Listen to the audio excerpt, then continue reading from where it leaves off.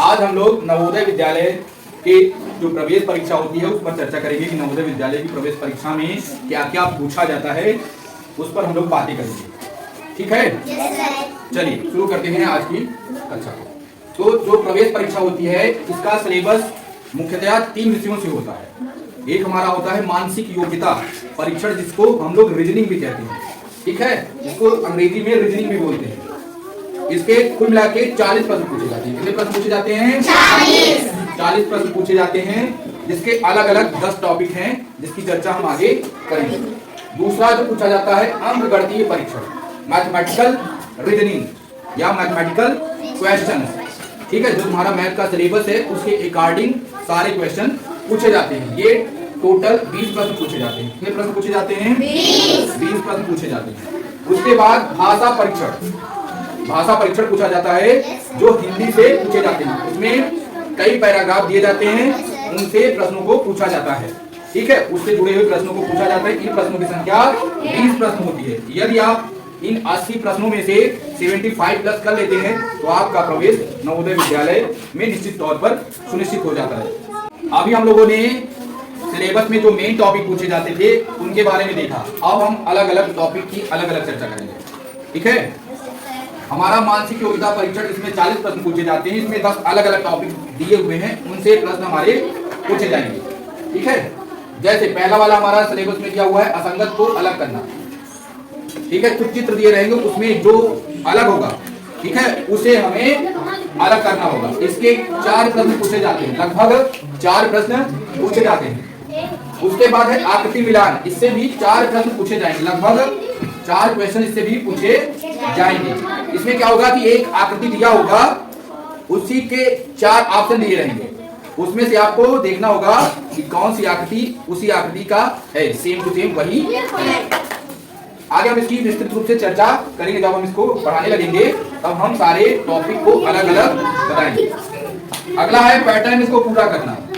इससे भी 4 प्रश्न पूछे जाते हैं।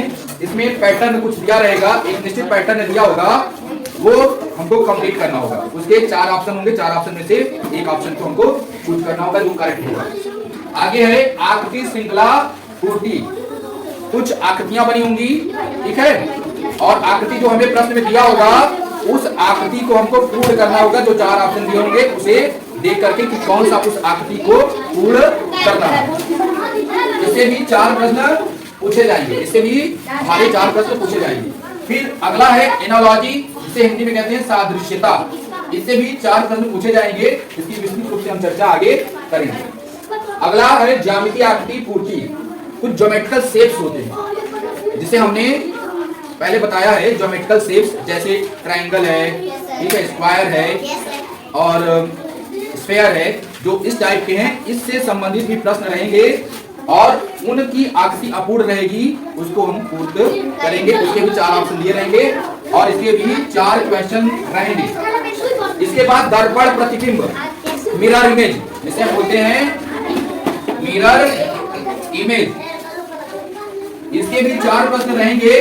कोई भी चीज है, जैसे ABCD रहेगा, ए रहे, इसका मिरर में कैसे दिखेगा उसके बारे में हम लोग देखेंगे। ए लगभग ऐसे ही दिखेगा, बी कैसे दिखेगा, बी अगर ऐसे है तो बी हमारा ऐसे दिखेगा।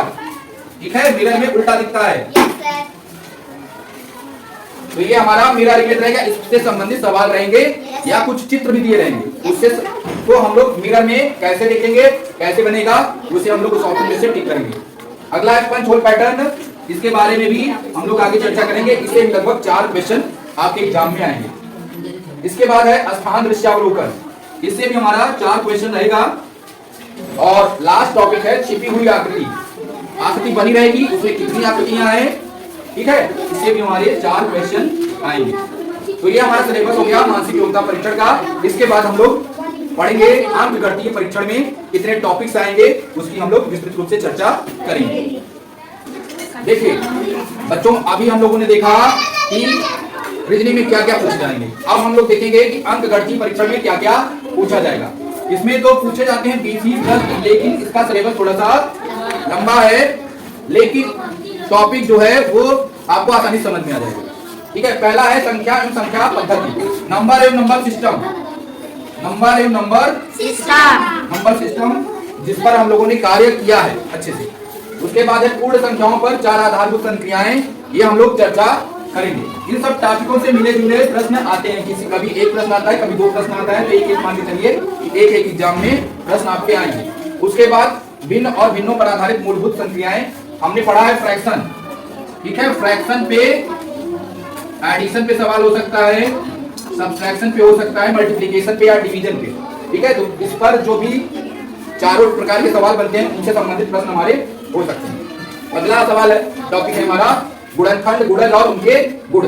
क्लास 4 में हम लोगों ने इसको पढ़ा था, फैक्टर और मल्टीपल और उनके क्या प्रयोग है।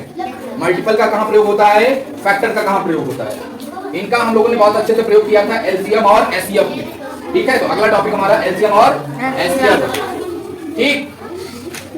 उसके बाद मापन के अनुप्रयोग, मापन में हम लोग क्या अनुप्रयोग करते हैं, कैसे हम लोग मापते हैं, ठीक है। जैसे मिल्क को हम लोग किसमें मापते हैं, हाँ, तो कहां हम लोग मापन का प्रयोग करते हैं। मिल्क का प्रयोग, मिल्क को मापते हैं लीटर में, दूरी को हम लोग किलोमीटर मापते हैं। इस तरीके से इसका सवाल रहेगा।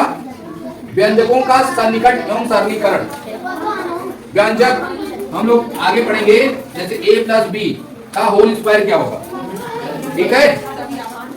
इसका होता है a square plus B square plus 2ab। इसी तरीके का रहेगा, उसको सरलीकरण करना होगा, ठीक है, काट कूट के छोटा करना होगा।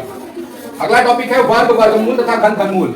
जैसे कहा जाए एक छोटा सा उदाहरण, 25 का वर्गमूल क्या होगा, 25 का वर्गमूल क्या आता है, 5 आता है। इसी तरीके से घन और घनमूल भी रहेगा, इसकी चर्चा हम लोग करेंगे। इन सभी सवालों में लगभग 1, किसी में 2 ऐसे हर टॉपिक से क्वेश्चन रहते हैं। अगला है दशमलव संख्या और दशमलव संख्याओं पर आधारित आधारभूत संख्याएं। डेसिमल नंबर अभी हम लोगों ने देखा था ना, डेसिमल नंबर। तो डेसिमल नंबर पे जो आधारभूत संख्याएं हैं, एडिशन, सब्ट्रैक्शन, मल्टीप्लिकेशन, डिवीजन, या प्रतिशत को भिन्न में बदलो, भिन्न को प्रतिशत में बदलो, इस प्रकार के सवाल इस पे आ सकते हैं। उसके बाद औसत है, एवरेज। एवरेज का टॉपिक ये बहुत महत्वपूर्ण टॉपिक है, इससे लगभग 2 क्वेश्चन तो एग्जाम में रहते ही हैं, 2 क्वेश्चन आते हैं। अगला है प्रतिशतता, परसेंटेज, जिसको हम लोग कहते हैं परसेंट, ठीक है। तो परसेंट प्रतिशत या परसेंटेज, प्रतिशतता, प्रतिशतता के सवाल पूछे जाते हैं परीक्षा में। जैसे किसी विद्यालय में 500 छात्र हैं, उसमें 300 लड़कियां हैं, कुल लड़कियों का प्रतिशत क्या होगा, ठीक है। तो ये हमारे प्रतिशतता से सवाल रहेंगे। अगला टॉपिक जो है हमारा प्रॉफिट और लॉस का है, लाभ हानि के सवाल पे रहेगा, इसके भी 1 या 2 प्रश्न आते हैं। उसके बाद है सिंपल इंटरेस्ट, साधारण ब्याज। साधारण ब्याज क्या होता है, P बराबर, ये होता है साधारण ब्याज बराबर मूलधन गुणे दर गुणते समय बटा 100। इससे संबंधित इस सवाल, इस सूत्र पर आधारित सवाल रहेंगे। उसके बाद है अनुपात समानुपात, इसकी चर्चा हम लोग बृहद तौर पे करेंगे आगे चल के। काय और समय का सवाल आता है, ये भी बहुत इंपॉर्टेंट है, इस पे एक क्वेश्चन तो निश्चित तौर पे ही रहता है। फिर चाल, दूरी और समय। उसके बाद होता है क्षेत्रफल, परिमाप और आयतन पे रहता है। और अगला टॉपिक है हमारा पैटर्न। पैटर्न कुछ दिया होगा, उसको पैटर्न को हमको मैच कराना होगा। लास्ट टॉपिक जो हमारा बचा, आंकड़ों का चित्र में प्रदर्शन, पाई ग्राफ, या एक ऐसे बना रहेगा उसमें जिसे हम लोग कहते हैं पाई ग्राफ, और कहेगा कि इसका प्रतिशतता क्या है, ये इसमें कितना है, इसमें कितना, ठीक है। इस टाइप का सवाल रहेगा, जिसे आंकड़ों का चित्रमय प्रदर्शन के रूप में आएगा। इस टॉपिक से संबंधित प्रश्न जरूर रहता है, इससे भी संबंधित प्रश्न हमारा जरूरत है। 1 प्रश्न रहेगा या 2 प्रश्न रहेगा, लेकिन यह टॉपिक इंपॉर्टेंट है, तो इससे भी जरूर रहता है। इस तरीके से हमारा मैथ का जो सिलेबस है, जो मैथ और रीजनिंग का दोनों सिलेबस था, वो हमने कंप्लीटली चर्चा कर लिया। रीजनिंग में टोटल 10 टॉपिक थे और मैथ में हमारे टोटल 19 टॉपिक है। इन 19 टॉपिक को हम लोग विस्तृत रूप से आगे पढ़ते चलेंगे, ठीक है। Okay, thank you. यहाँ देखिए, अब हम भाषा परीक्षण पे चर्चा करेंगे। भाषा परीक्षण में टोटल 20 प्रश्न पूछे जाते हैं। कितने प्रश्न पूछे जाते हैं, 20 प्रश्न पूछे जाते हैं। 20 में 4 गद्यांश होते हैं, अपठित गद्यांश। जो पढ़े हुए गद्यांश नहीं होते हैं, उन्हीं गद्यांशों से प्रश्न पूछे जाते हैं। हर में लगभग 5 क्वेश्चन पूछा जाएगा, 5 प्रश्न पूछा जाएगा। टोटल कितने हो गए? 20 हो गए ना। और इसमें ही विलोम शब्द, पर्यायवाची शब्दार्थ और विशेषण पूछे जाते हैं। ठीक है, इन्हीं गद्यांश में, जो गद्यांश में हमारे शब्द दिए रहेंगे, इन्हीं गद्यांश में से ही विलोम शब्द, पर्यायवाची शब्दार्थ और विशेषण ये सब पूछे जाएंगे। इन सब टॉपिकों पे भी चर्चा विस्तृत रूप से आगे की जाएगी।